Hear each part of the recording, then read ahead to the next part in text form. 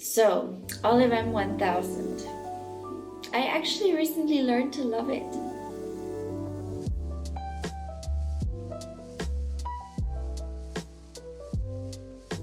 Hey there! So chances are you already have Olivem 1000 in your stash because it is such a widely accessible emulsifier. But what is it made of? Olivem 1000 is made up of two parts, cetyryl olivate and sorbitan olivate, which comes from different plant sources.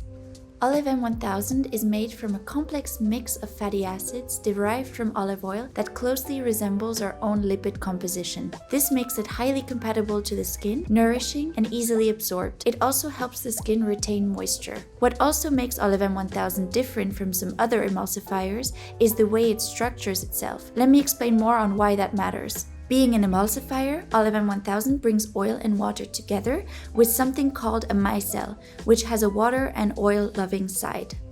Most emulsifiers and surfactants form spherical micelles, but in the case of Olivem 1000, a lamellar micelle is formed. It is an important difference because it means it is much more similar to the way our own skin is structured. If we zoom into our skin and take a look at the lipids in between the skin cells, we will see that they form a sort of sandwich, aka lamellar structure. This is what forms our great skin barrier and blocks most water and pathogens out. This is why Olivem 1000 is said to help retain the integrity of the skin because it shares a structural similarity to our own skin lipids. Now let's look at some key facts about Olivem 1000. It is a non-ionic emulsifier capable of making oil and water emulsions, so it is able to hold a bit of oil and mostly water. The dosage range is 3 to 10%. Anything lower than 3% will result in an unstable formula, so it would be best to use a co-emulsifier if you want to go lower than 3%. It can also be used as a co-emulsifier, for example, in the ranges of 0.5 to 2%. The size of the oil phase is usually about 10 to 30% of the formula. And finally, its melting point is 70 degrees.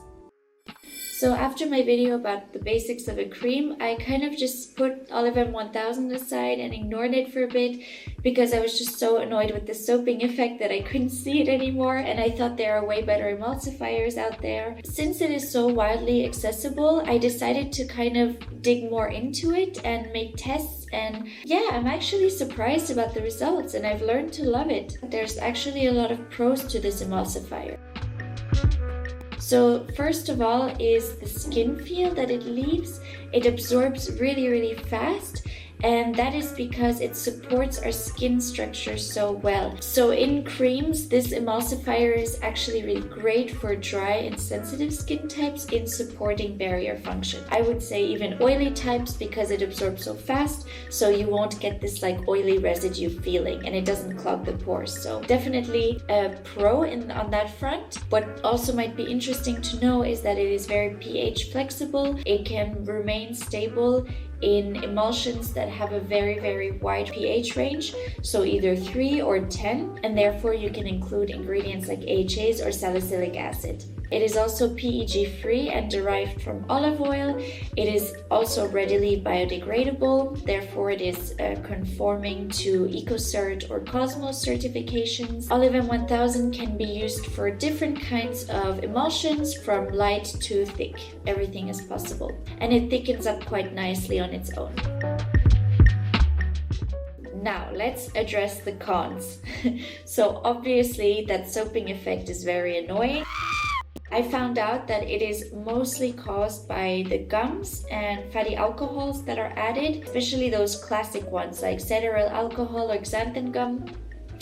Not a good fit. Another con is that I felt that it didn't glide so well on the skin when applying it.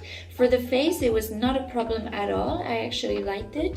But where I found some issues was in body products because it didn't have the nice, flowy glide. But maybe I haven't found the right concentration of ingredients yet, so I will do some more experimenting on that. Another con in my opinion is that it is not palm oil free or comes from a fully traceable palm oil source. It is a mass balance, so it means a portion of it is traceable and another portion of it isn't. I do wish it came from a fully traceable palm oil source. I think we need to come to terms with the fact that Olivem 1000 is always gonna soap. The question then becomes, how do we make that soaping effect a little bit less worse? In my tests, I've realized that relying solely on fatty alcohols and gums to thicken and stabilize may not be the right option with Olivem 1000. There are other ways you can thicken up an emulsion. A higher concentration of Olivem 1000, so upward of 7%, I think you would get a nice cream. Then you can also use butters to thicken up. I find shea butter or mango butter works really well. You can also use co-emulsifiers with a low HLB. That's very important. Don't use a co-emulsifier with a high HLB because you might make the soaping effect worse. So examples of co-emulsifiers with a low HLB, glyceryl stearate would be a really good one. I haven't personally tested it out. I've heard that it really works well. I've tested it personally on Olivem 900, which worked really well at reducing that soaping effect, but it is a water and oil emulsifier. It is therefore not the same class as Olivem 1000, and it can also feel a little bit heavy on the skin afterwards. So like if you use it in very low concentrations, like 0.20%, you might barely feel it, but I would go with glyceryl stearate or another option if that co-emulsifier does not work for you. Another way to stabilize the cream that I found out about, it's not so well known, colloidal oats. It gives the creams a really nice skin feel and it helps to stabilize, so it's a very nice multifunctional ingredient that you should have in your kit. So a tip that was recommended to me by a viewer is to use Siligel as a gum. So if you want to use a gum, Siligel would be the best option for that. Never use xanthan gum. And the reason why Siligel works so well with Olivem 1000 is that it has a mix of different gums, so it provides this very nice slippy sensorial feel.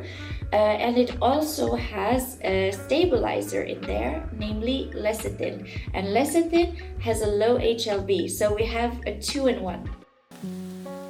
In this series, I wanted to show you a range of products you can make using Olivem 1000 because it can be used to make other things than emulsions. We will be making a cleansing balm, a cream cleanser, and a face moisturizer. I haven't made a body product because I wasn't exactly satisfied with the texture and the skin feel, so I'm still testing that one out. Let me know if you have any tips or success stories with Olivem 1000 for example, an emulsified body butter would be great. So I'm making more tests and I'll let you know when I figure that one out.